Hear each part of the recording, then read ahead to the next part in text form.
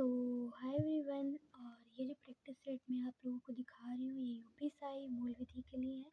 ठीक है, तो कितने हैं सॉरी पूरे 51 प्रैक्टिस सेट है। तो आप लोग बताइएगा कि एक दिन में 2-2 3 दिन करूँ, एक एक करके पूरे 51 दिन लग जाएंगे, उसका कोई मतलब नहीं। मैं भी चाहती हूँ कि जल्दी कवर हो। एक प्रैक्टिस सेट करवाने में मैक्सिमम 5 से 10 मिनट लगेंगे, इससे ज़्यादा नहीं लगेगा। तो 10-10 मिनट का अगर आप वीडियो देख रहे हो एमसीक्यूज, तो बहुत सारा आप लोगों का प्रैक्टिस हो जाएगा। ठीक है, तो मैं कोशिश करूँगी कि इस बार तो मैं एक ही करा रही हूँ, फिर आप लोग बताइएगा वीडियो में कि कितना कराऊँ। ठीक है, मेरा तो रहता है कि एक दिन में कम से कम 3 प्रैक्टिस सेट करा दो, टाइम भी बचेगा और जल्दी हो भी जाएगा। ठीक है, तो अब हम लोग स्टार्ट करते हैं। पहला प्रैक्टिस सेट अपना आज का। अच्छा लगे तो बताइएगा। और मेरा मेन मकसद प्रैक्टिस सेट का ये है कि क्वेश्चन को तुरंत ही याद हो जाना है। आप ये नहीं कि आंसर भरोसे बैठे या नोट कर रहे हैं।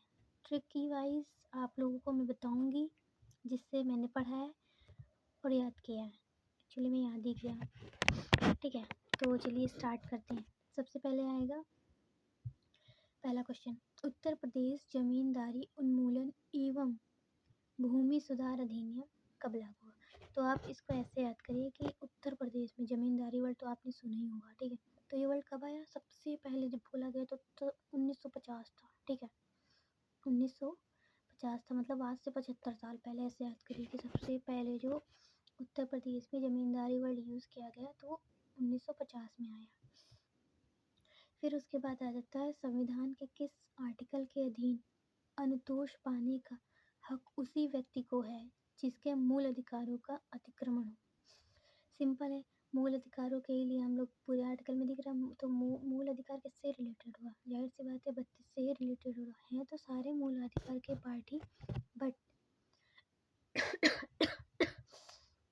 सॉरी पानी को लिखा है ना, तो ये हम लोग को कब मिलेगा? 32 पे ही मिलेगा। ठीक है, वो आर्टिकल में सच बोल रही हूँ, 1 से 100 याद कर डालिए पॉइंट टू पॉइंट, क्योंकि मैं पॉइंट टू पॉइंट ही याद करती हूँ ट्रिकी वे में और कोशिश करती हूँ ऑब्जर्व करने की बार बार। फिर आता है एक व्यक्ति में जनहित याचिका दायर कर सकता है simple high court and supreme court दोनों में, तो ऑप्शन बी। फिर लिखा है किसी अदालत के सामने इलेक्ट्रॉनिक रूप में साक्ष्य पर विशेषज्ञ की राय हासिल करने के प्रयोजनों के लिए कौन राय देता है? अब कौन राय देगा या कौन राय देता है, तो सिंपल समझिए, लिखा है इलेक्ट्रॉनिक रूप में साक्ष्य। तो इसका ऑप्शन देखिए कि चारों ऑप्शन में साक्ष्य किस में लिखा है, तो साक्ष्य पे टिक कर दीजिएगा, क्योंकि ऑप्शन वहाँ पे दिए होते हैं ना कि आप लोगों को आप लोग सोचोगे कौन सा टिक करूँ। सिंपल क्वेश्चन पढ़ो, क्वेश्चन में देखो आंसर से क्या मैच हो रहा है, तो वही टिक करो। तो इसका ऑप्शन ये हो जाएगा इलेक्ट्रॉनिक साक्ष्य परीक्षक। ठीक, फिर आता है क्वेश्चन नंबर 5। तो निजी एवं संवेदनशील जानकारी जैसे कि क्रेडिट कार्ड नंबर, मान लो क्रेडिट कार्ड नंबर, पहचान पत्र और खाता उपयोग का नाम, पासवर्ड, ये सब अगर कुछ कार्य हुआ है, धोखाधड़ी वाला कार्य हुआ है, तो इसको ओनली फिशिंग कहा जाता है। ठीक है, ऑप्शन डी समझ लीजिए। सिंपल है, क्रेडिट कार्ड का नंबर आपका कहीं गायब हुआ है या किसी ने यूज़ किया है तो फिशिंग आता है। व्यक्तिगत जानकारी लिए चुराइए, धोखाधड़ी करिए, फिशिंग है। इस टाइप से याद करिए। वह कौन सा पहला मामला है? ये इंपॉर्टेंट है, इंपॉर्टेंट केसेस आए थे, आप लोग पढ़ के जाइएगा। और ये इन प्रैक्टिस सेटों को मैं कह रही हूँ ना, रट के जाइए, पी के जाइए। वह कौन सा पहला मामला था जो सूचना प्रौद्योगिकी अधिनियम 2000 के अंतर्गत आपराधिक मामलों के रूप में आया था? तो इसका ऑप्शन डी हो जाएगा। अब साइबर फ्रॉड ज़्यादातर तमिलनाडु में ही होते हैं, तमिलनाडु, केरल, ठीक है, साउथ साइड मिलते इधर वाले भी हैं, नॉर्थ में भी, बट साउथ साइड ज़्यादा होता है। तो ऑप्शन डी हो जाएगा तमिलनाडु राज्य बनाम सुहास कट्टी। इस तरीके से देखो, कट्टी तमिलनाडु, आपको ये सेम मिल गया। अब सूचना प्रौद्योगिकी का पूछे पहला मामला, तो सिंपल तमिलनाडु बोल देगा। फिर है सूचना तकनीकी की किस धारा के परिचयात्मक चोरी? अब मतलब परिचय करते हुए चोरी कौन करता है, तो 66 का सी पार्ट, सी मतलब चोरी और परिचयात्मक चोरी, और 66 का सी, ठीक, सूचना तकनीकी में सी लेके, तो सी से चोरी, ऐसे आप याद कर सकते हो। फिर लिखा है कंट्रोलर के कार्यों का वर्णन किस धारा में किया गया है? तो सिंपल, जो कंट्रोल करेगा। कंट्रोल कब तक होता है बच्चों के ऊपर? लाइक 18 साल तक मान लो हो जाता है, कंट्रोल होता रहता है, उसके बाद वो अपनी मर्जी से करने लगते हैं, ठीक है। तो कंट्रोलर के कार्यों का वर्णन कब तक दिया गया? 18, धारा 18 में लिखा है सूचना प्रौद्योगिकी अधिनियम 2000 की कोई बात लागू नहीं होगी। तो यहाँ पे आप देख रहे हो कि तीनों बातें लिखी हुई हैं और ये तीनों ही लागू नहीं होंगी, केवल वे पर नहीं होंगी, ठीक। और आप देख रहे हो स्थापित संपत्ति के हित के विक्रय के इस पे भी नहीं होगी। किसी ऐसे वर्ग के दस्तावेज पर जो केंद्रीय सरकार हो, इसके भी नहीं, ठीक। आप कुछ सही लगाओ, इसको पढ़ोगे जब पूरा तब खुद ही पता चल जाएगा। फिर है 44वें संविधान संशोधन 1978 द्वारा आर्टिकल 22(4), ठीक। आर्टिकल 22(4) में निरोध की अधिकतम अवधि कितनी कर दी गई है? ये कर दिया गया है 2 माह। कितनी दिया गया है? 2 माह, इतना बड़ा।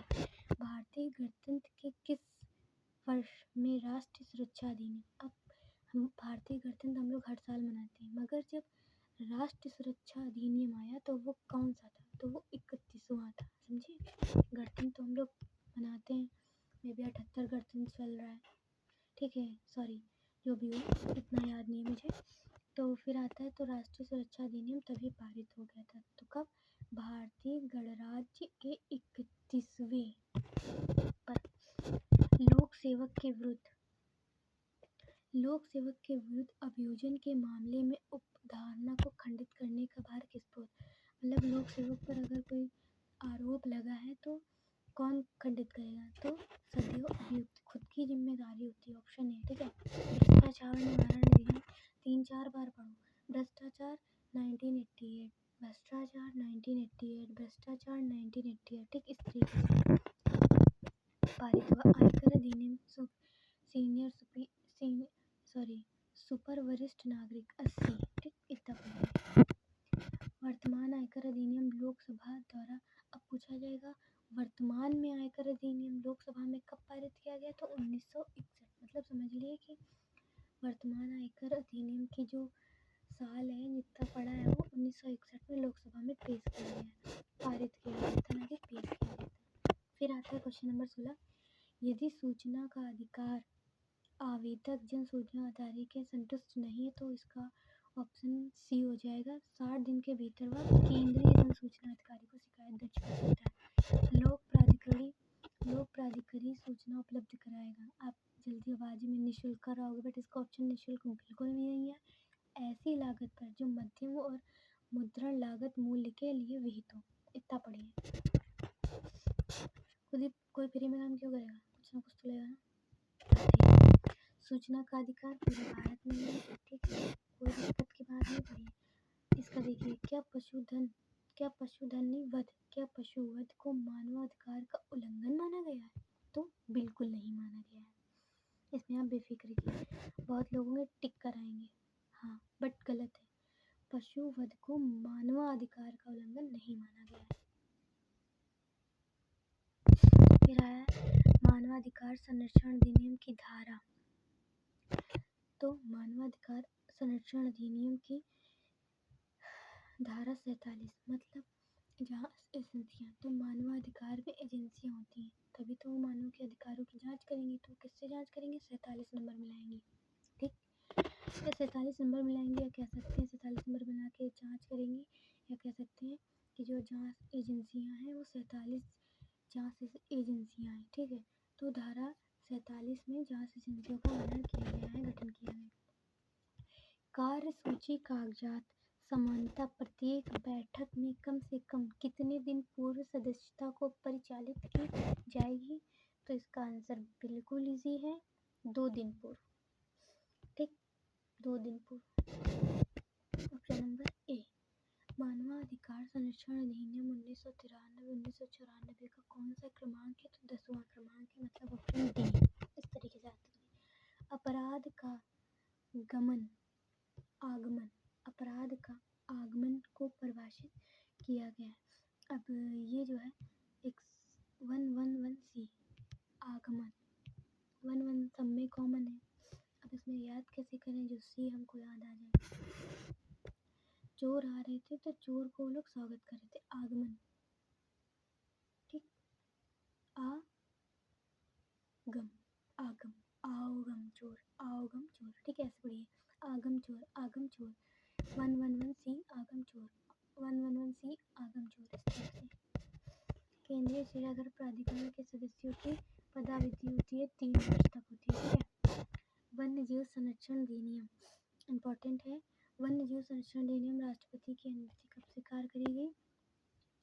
तो इसको ऐसे याद करिए, 9 सितंबर 1972, मतलब जब वन्य जीव संरक्षण अधिनियम में राष्ट्रपति ने स्वीकृति की तो उसमें केवल 9 सितंबर टाइप के जीव थे। 9 सितंबर मतलब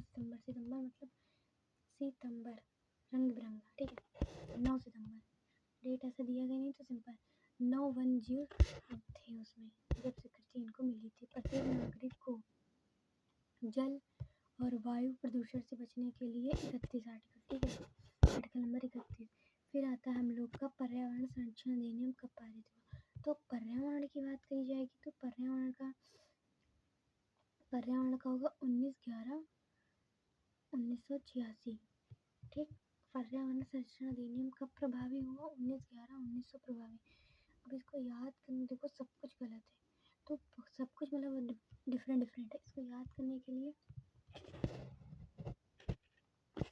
पर्यावरण संरक्षण 19 नंबर याद करो इसको, तो पर्यावरण संरक्षण में 19/11/1986, 19/11/19 सेम, देखो कॉमन मिला आपको, 19 और 19 कॉमन मिला, ठीक है, इस तरीके से पढ़ो, 19 तारीख 1986, ठीक। आदेशात्मक चिन्ह किसको निर्देशित करते हैं? तो सिंपल है, कोई बता देगा, वाहन चालकों को। मोटर यान अधिनियम 1988 के दिन स्थापन पर आपत्तियों का उल्लंघन किया जाता है तो ये हम लोग का आता है 100। प्रस्थापन पर आपत्तियों का उपबंध किया जाता है तो ये धारा 100, मतलब 100 रुपये दो और भी आपत्तियां लगाओ, 100 रुपये दो, फिर मोटरयान के डिज़ाइन स्टाइल फलाना ढमकाना पे आपत्तियां लगाओ, 100 रुपये दे के तुम आपत्तियां लगाओ, ठीक है। फिर मोटर वाहन, इसका जो संशोधन हुआ था हम लोगों का, वो कब लगा हुआ था? 7 जनवरी को, ठंडी में, क्योंकि मोटर वाहन जाम हो गया था, ठीक है। फिर संशोधन किया गया तो 7 जनवरी, ठीक, सिंपल याद करो, 7 जनवरी ठंडी में जाम हो गया था, संशोधन किया गया था 2015। फिर अनुसूचित जाति जनजाति अधिनियम 1989 को वर्ष 2015 में संशोधन किया गया, संशोधित अधिनियम लागू किया, तो इसका ऑप्शन हो जाएगा हम लोग का बी, 26 जनवरी 2016। किशोर न्याय, ये संपूर्ण भारत के लिए होगा, ठीक है, सिंपल। अब सब संपूर्ण भारत के लिए। घरेलू हिंसा 2000, देखो पारित कब हुआ? 5 में, बट लागू कब हुआ? 6 में, ठीक है, बी क्वेश्चन है बिल्कुल। और 34 में ऑप्शन नंबर डी, तो ये गलत है और सब सही है। 393 निर्णय, 498 अग्रिमी जमानत, 482 अंतर्निहित शक्ति, ये सही है। पत्र बंधों की शर्तें उसमें विहित रकम दुर्भर नहीं होंगी, या उपबंध दंड प्रक्रिया सहायता किस धारा में दी गई है? तो 111 इससे। अब इसको याद कैसे करेंगे? नहीं याद हुआ ना, तो इसको 3-4 बार पढ़ो, हो जाएगा। फिर है देखो, दंड प्रक्रिया सहायता 1973 कब आई? तो इसको याद करना पड़ेगा, 1 अप्रैल, गर्मी में आई थी, 1 अप्रैल को, जो हमारा वित्तीय वर्ष होता है, 1 अप्रैल 1973 में दंड प्रक्रिया सहायता आई थी, ऐसे याद कर सकते हैं। हत्या और मानववध के अंतर में जो वाद दिया गया वो रेग बनाम गोविंदा। अब देखो हत्या किसने कर दी? हत्या कर दी रेग ने, और बदनाम कौन हो गया? गोविंदा, मानववध करके, ठीक है। ये पागल के प्रभाव में खा को जान से मार देता है। तो सुनो, ये पागल है ना, तो उसकी कोई दोषी नहीं है, मुझे अपने प्राइवेट प्रतिरक्षा का इस्तेमाल कर सकता है। निम्नलिखित में से वादों में से सामान्य आशय से संबंधित है, तो सामान्य आशय से कौन कौन से संबंधित है? B, 1 2 3, 1 2 4, sorry.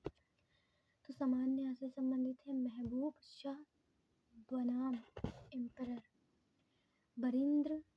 Barindra Kumar Ghosh emperor. Emperor देखो कॉमन हो गया। फिर 4 में कांतिया। एम्परर और कांतिया आशय से संबंधित है। भारतीय दंड संहिता प्रवृत्त हुई थी 1 जनवरी 1862। तो thank you for watching and support me. 13 minute में मैंने पूरा 15 मिनट में पूरा एक हुआ खत्म। तो सपोर्ट करिए और